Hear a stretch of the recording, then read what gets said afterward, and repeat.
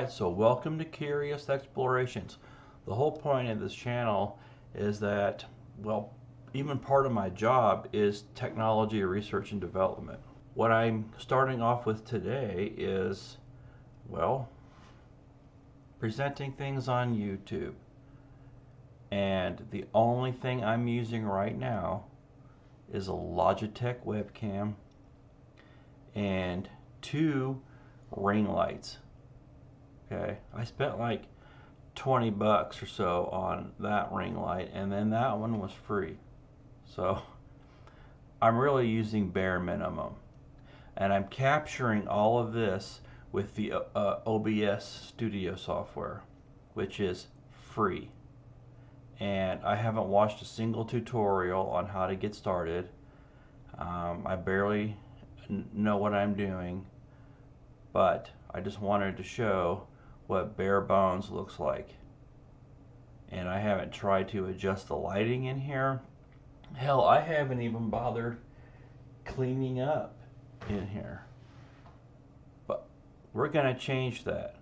I have some equipment that I wanted to test out, and let's just see how things look. And I'm not gonna jump right into ultra expensive anything. I'm just gonna keep it real. Hey, alright, so in OBS, I selected my device to be my webcam and the audio coming from my webcam. And the video just didn't look right or anything. It didn't sound good either.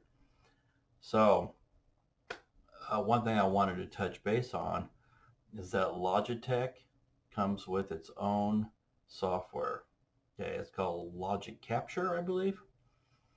And when you open that up, it just automatically detects your camera and the microphone. And it provides the optimal settings by default. Okay, so I'm back. I picked up a few things, but I mean, it's not clean because I'm trying to rush this a little bit because I want to know. I figured the best thing to do would be to show you some of the settings that are in the Logitech software for your webcam. Okay, and remember, this software is free. So if you have a Logitech webcam, if you don't have it on your computer, Logic Capture is the name of it. Just go download it. Okay, this is the one thing that I do want to show you guys. The image settings. Now I couldn't access image settings unless I was logged into my Logitech account. So I quickly did that. Since I want to control the lighting a little bit better, I am going to first the saturation, the little drop there. I'm going to increase this some. That's too much.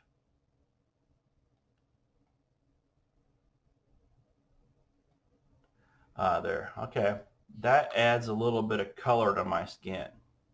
And then the lighting, I like to bump this down some. I wish it was real time, but it's not. I have to click it and then see where it is. All right. That's a little better for right now. All right. Let's just go with that. Okay. So I like this a little better. However, I don't know if you can tell or not, but if you look closely at, let's say, where the ceiling is, like up in here, you can see it all like dancing around, all those little pixels just dancing around. Okay? That's your, well, film grain or video grain, and the only way to fix that is to introduce more light. So I have a couple of these. Another reason why I don't use the mirror.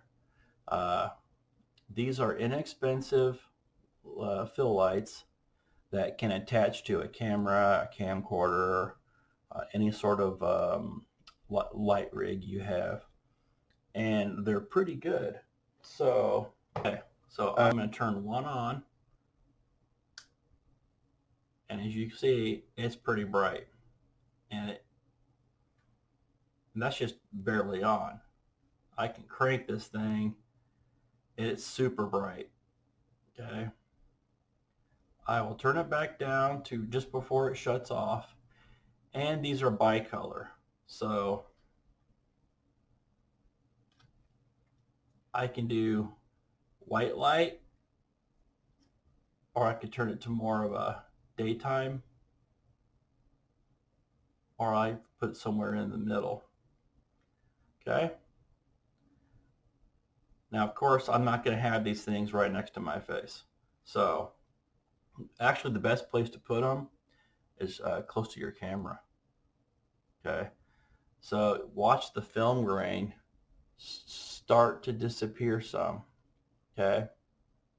Now, how am I going to get these two little lights, turn him off for a sec, on my computer monitor on either side of my webcam?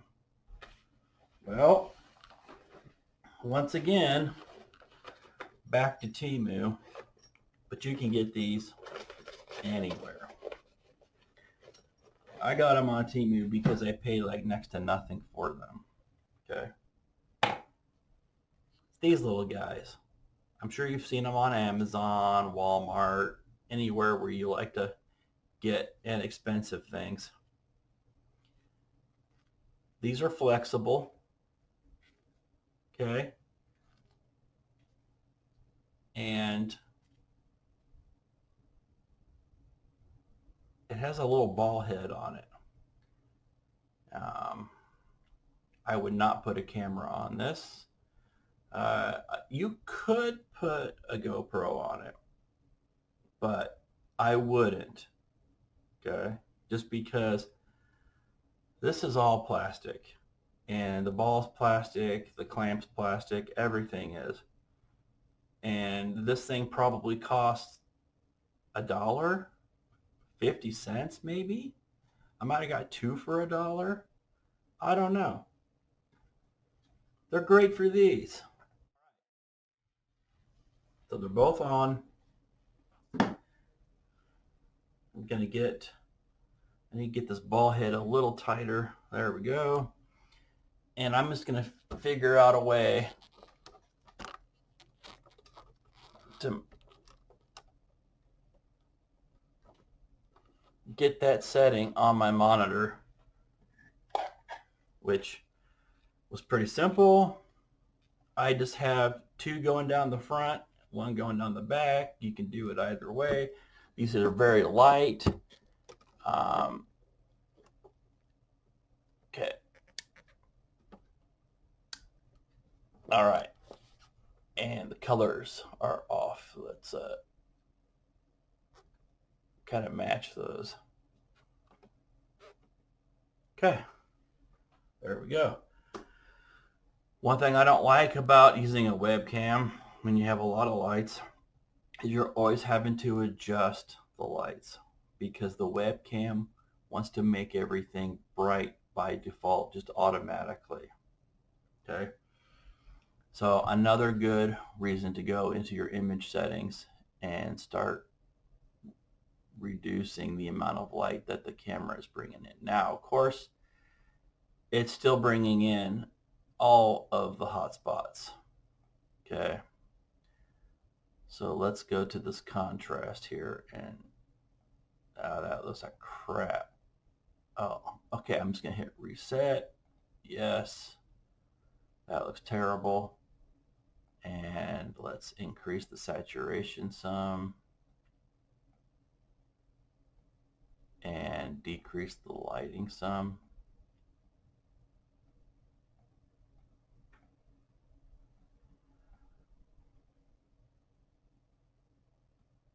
Okay, now since it's really hot, I'm going to take one of these little ring lights, reduce it down a lot, and then take my other ring light, and where's my minus button? Here we go. So On the next video, we're going to work on experimenting with other cameras. And we're going to start off with a Canon PowerShot. See if it can be used as a webcam. And I'm going to introduce a new microphone to the mix here. So stay tuned for that. I hope this helps. It helps me. So see you later.